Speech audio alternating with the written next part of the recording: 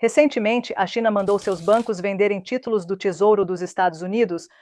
Cuba está enfrentando o maior bloqueio naval desde a crise dos mísseis de 1962 e o BRICS Pay começou a processar transações reais na Rússia.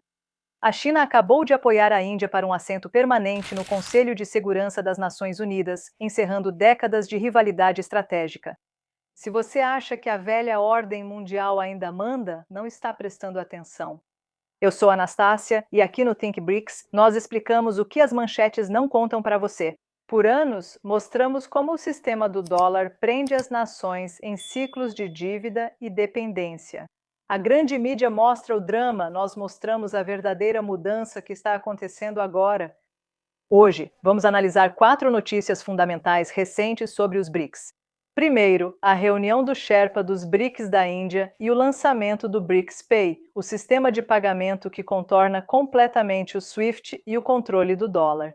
Em segundo lugar, a rebelião financeira da China, vendendo títulos dos Estados Unidos e recusando-se a aderir a tratados de armas nucleares nos termos de Washington. Em terceiro lugar, a transformação africana, onde Etiópia e África do Sul estão construindo usinas nucleares, fábricas de alumínio e cadeias de suprimentos com a Rússia, enquanto o Ocidente oferece promessas vazias. E em quarto lugar, a crise cubana, onde um embargo de 60 anos se transformou em uma guerra econômica total. E como o BRICS está respondendo, vamos começar. Em Nova Delhi, nos dias 9 e 10 de fevereiro, a Índia sediou a primeira reunião de Sherpas do BRICS do ano. Isso não foi apenas para sair na foto. O secretário Sudhakar Dallela presidiu discussões sérias sobre resiliência, inovação, cooperação e sustentabilidade. A reunião lançou a era do Grande BRICS, integrando oficialmente Egito, Etiópia, Irã, Indonésia e os Emirados Árabes Unidos ao bloco. Essas são grandes economias e parceiras estratégicas, juntando-se a um sistema que agora rivaliza com o G7. No dia seguinte, em Moscou, o ministro das Relações Exteriores da Rússia, Sergei Lavrov, afirmou: o sistema centrado no dólar, imposto pelo FMI e Banco Mundial, está condenado. A transição para um mundo multipolar está acontecendo e não vai parar. Então, qual é o plano para que isso aconteça? Sergei Apkov, representante russo dos BRICS, foi claro.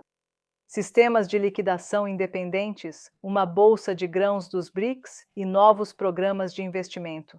Essas não são propostas distantes, elas estão sendo construídas agora mesmo. É aqui que a coisa fica séria. O BRICS Pay entrou em fase de testes completos. Na Rússia, os turistas estão usando códigos QR múltiplos para fazer pagamentos, evitando completamente as redes bancárias ocidentais. Esta é a primeira parte funcional de um novo sistema financeiro que não pede aprovação a Washington ou Bruxelas. Você assiste agora a uma filmagem exclusiva que a T fez especialmente para os espectadores do Think BRICS. Pense no que isso significa para países que enfrentam sanções. Por décadas, ser excluído do SWIFT significava morte econômica. Agora, existe outra opção sendo construída em tempo real. Mas a maior novidade, vinda de Nova Delhi, não foi o sistema de pagamentos. No dia 10 de fevereiro, o vice-ministro executivo das Relações Exteriores da China, Ma Jiaotzu, se reuniu com o secretário de Relações Exteriores da Índia, Vikram Misri. Pequim disse algo histórico. A China compreende e respeita as aspirações da Índia por um assento permanente no Conselho de Segurança das Nações Unidas. Isso é gigantesco. Índia e China, as duas nações mais populosas do mundo, estão se chamando de parceiras cooperativas em vez de rivais. Elas se veem como oportunidades de desenvolvimento, não como ameaças, ao concordarem em apoiar as presidências do BRICS uma da outra. Índia, em 2026, e China, em 2027, elas encerraram a estratégia ocidental de usar a Índia como contrapeso a Pequim. O que você acha? Essa parceria entre Índia e China muda o equilíbrio de poder na Ásia? Deixe suas opiniões nos comentários abaixo.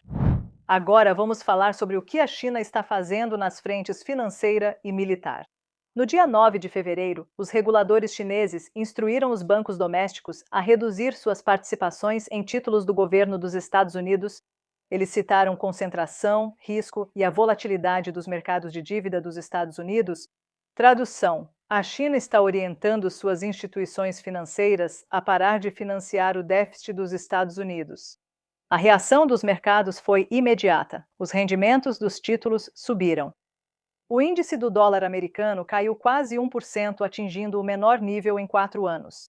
Durante anos, o Ocidente pressionou o Sul global a continuar comprando títulos do Tesouro. Esse acordo está chegando ao fim. A China e seus parceiros não estão mais dispostos a sustentar um sistema que usa a dívida como ferramenta de sanções e pressão. A venda de ativos americanos deixou de ser especulação e virou política oficial de Estado. Ao mesmo tempo, a China mantém posição firme sobre a soberania nuclear. Em 5 de fevereiro de 2026, o novo Tratado START terminou oficialmente. Pela primeira vez em décadas, as principais potências nucleares do mundo não têm nenhum limite verificado para seu arsenal estratégico.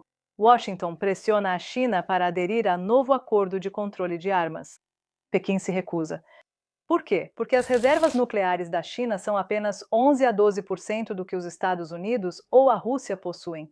A China vê essa pressão como uma tentativa de congelar o crescimento de sua defesa, enquanto os Estados Unidos continuam expandindo sua presença militar ao redor do mundo. A Rússia apoiou a posição da China, dizendo que quaisquer conversas futuras precisam de igualdade e devem abordar o ambiente estratégico criado pela expansão da OTAN. A mensagem de Moscou e Pequim é simples. Não estamos mais negociando a partir de uma posição de fraqueza. Antes de seguirmos adiante, eu preciso da sua ajuda. O Think BRICS não é apoiado por lobistas ou bilionários. Nós somos apoiados por espectadores que querem a verdade. Apoie-nos com o Valeu Demais. Inscreva-se no Substock ou pelos links abaixo. Ajude-nos a permanecer independentes. Tudo bem, vamos para a África. O envolvimento do Ocidente com a África muitas vezes é mais simbólico do que substancial, mas o BRICS está promovendo uma transformação estrutural. A Etiópia entrou para o BRICS em 1º de janeiro de 2024. Desde então, o comércio bilateral entre a Rússia e a Etiópia quase triplicou, chegando a 435 milhões de dólares em 2025. A Rússia está fornecendo fertilizantes, máquinas agrícolas e equipamentos de energia. A Etiópia está exportando café, flores e têxteis. Só as importações de café para a Rússia cresceram 2,6 vezes. Mas a parceria vai além do comércio.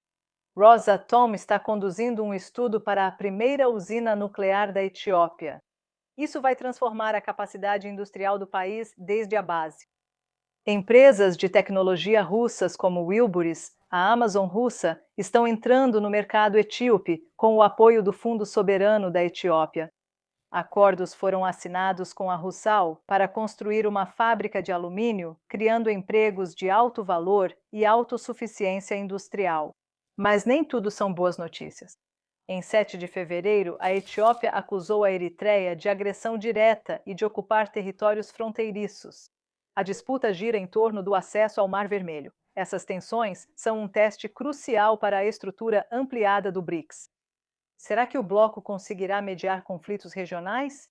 Vamos acompanhar de perto. A África do Sul é outro ator fundamental nessa história. O comércio entre a Rússia e a África do Sul atingiu 1 bilhão de dólares em 2025.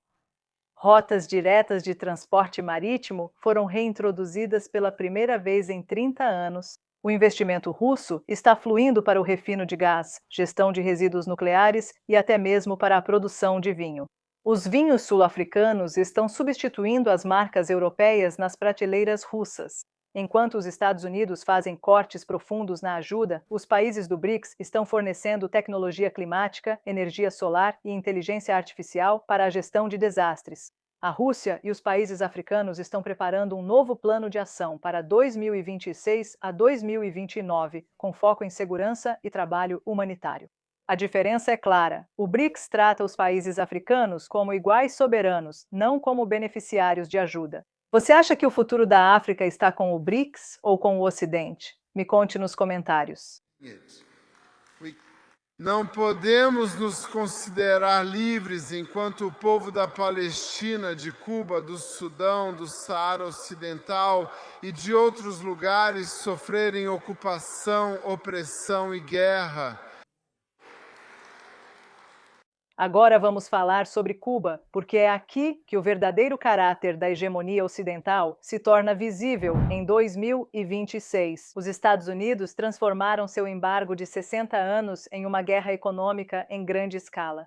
Só no último mês, os Estados Unidos apreenderam 5 petroleiros, transportando 7,3 milhões de barris com destino a Cuba. Os Estados Unidos lançaram o maior desdobramento naval no Caribe desde a crise dos mísseis de 1962.